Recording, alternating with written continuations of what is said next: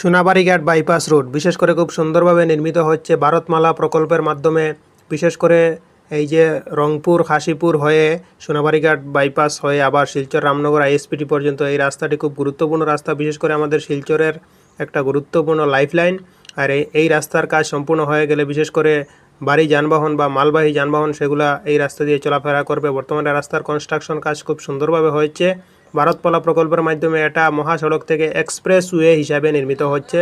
Expressway মানে মহাসড়ক থেকে আরও বড় যেগুলো সড়ক আছে সেভাবে নির্মিত হচ্ছে। অত্যন্ত সুন্দর লাগছে, বিশেষ করে আমি সেই রাস্তা দিয়ে চলাফেরা করেছি, অত্যন্ত ভালো লেগেছে। রাস্তার কনস্ট্রাকশনের কাজ খুব সুন্দরভাবে হচ্ছে। বিশেষ করে এই সোনাবাড়িঘাট বাইপাস সহ ভারতমালা প্রকল্পের কাজগুলায় অত্যাধুনিক প্রযুক্তির বিভিন্ন যন্ত্রপাতি ব্যবহার হচ্ছে। অতি আধুনিক যন্ত্রপাতি ব্যবহার হয়েছে, বিভিন্ন টেকনোলজি প্রযুক্তি অর্থাৎ অত্যাধুনিক প্রযুক্তি ব্যবহারের মাধ্যমে এই রাস্তার কাজ চলছে।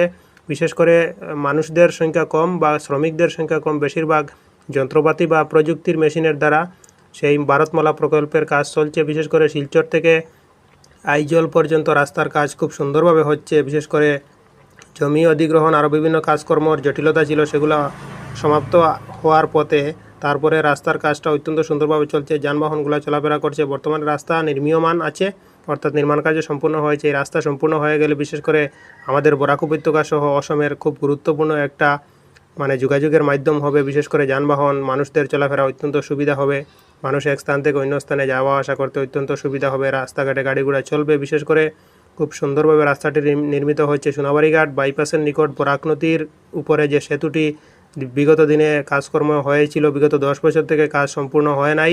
কেন হয় নাই? কারণ রাস্তা এই যে সোনাবাড়িঘাট বরাক নদীর উপর বৃষ্টির কাজ সম্পূর্ণ হয় নাই। এখন আবার নতুনভাবে বৃষ্টির কাজ শুরু হয়েছে।